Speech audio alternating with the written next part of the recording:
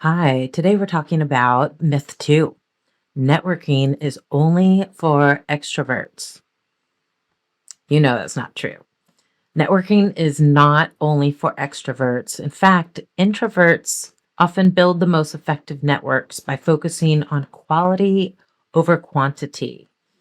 It's not about connecting with everyone, it's about building meaningful relationships with the right people. Let me show you how. For those of you who are new here, I'm Rachelle, the recruiter.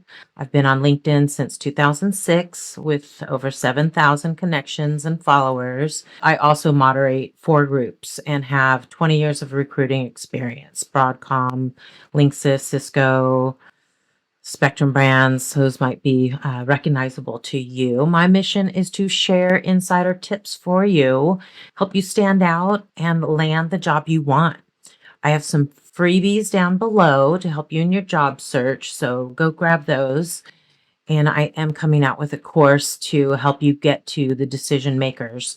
I have some tips in my tool bag that me, headhunters, and salespeople use all the time, and no one's talking about them. So I'm going to talk about them. So they're coming soon in my course that will be on my website. So go check out those freebies, get on my email list, and I'll let you know when my blueprint is available. So back to this myth. Networking isn't just for outgoing people. You can make small talk with just about anybody, and it doesn't always have to be in a networking room. That's why LinkedIn is really good. And I know some people are a little scared to network on LinkedIn, but everyone is on LinkedIn to network. So cut yourself a break and just kind of warm up to the idea that even though you're an introvert, you can still network. You could still send some little emails here and there to people through the LinkedIn system, either by way of sending a connection request and you get 300 characters to write a little note. And you also can send somebody a free in-mail if you are in the same group as them. Or you can also pay $99 for LinkedIn Navigator per month and you get 50 in-mails. And I think that is worth it. You can contact 50 people that you have done the research. You know that they are dotted line back to a job that you are interested in. It's not about connecting with everyone. It's about creating meaningful touch points with the right people. Some people might be more open to networking and more responsive, and that's completely normal. Even I get rejected.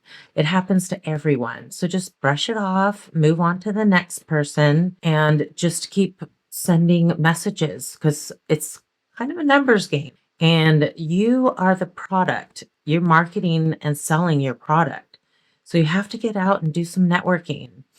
Now, the key is to keep going. Consistent outreach. You can send 100 LinkedIn connection requests a week on the free plan. Sales Navigator plan for $99, you get 250 a week. That's a lot. Even 100's a lot.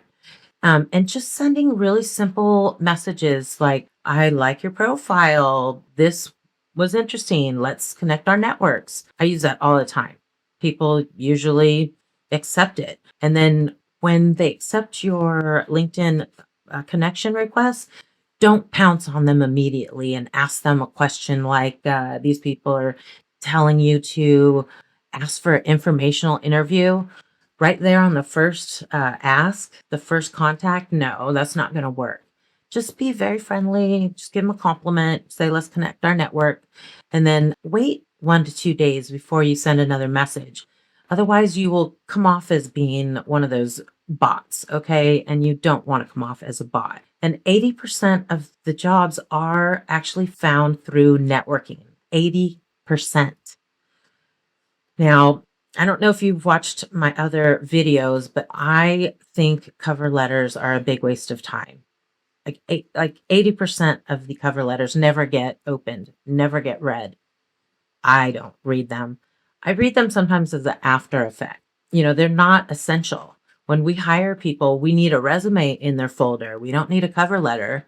So focus on the resume. That's what we go for first.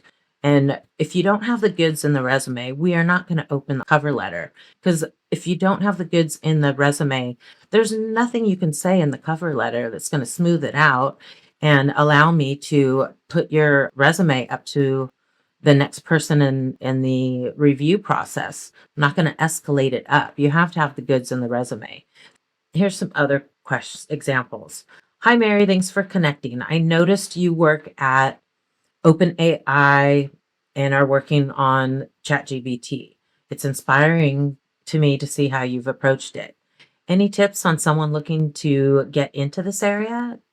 Or, hi, Joe, I'm exploring opportunities in pharmaceuticals at Merck, and your experience caught my eye. How did you get started in this space? Hi, Nick. I'm researching magnetic sensors and I came across your profile. Your work at Crocus Technology looks fascinating.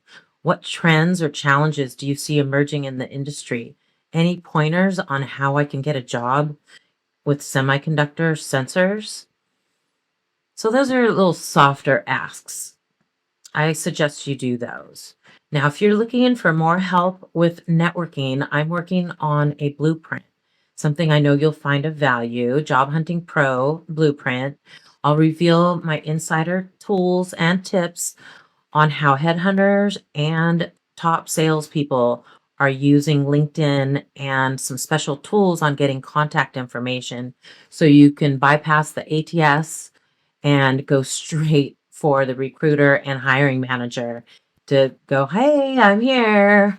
I'm interested in your job. So if that sounds something that you're interested in, make sure to grab some of my freebies down below. You'll get on my email list and I will let you know when my program's available.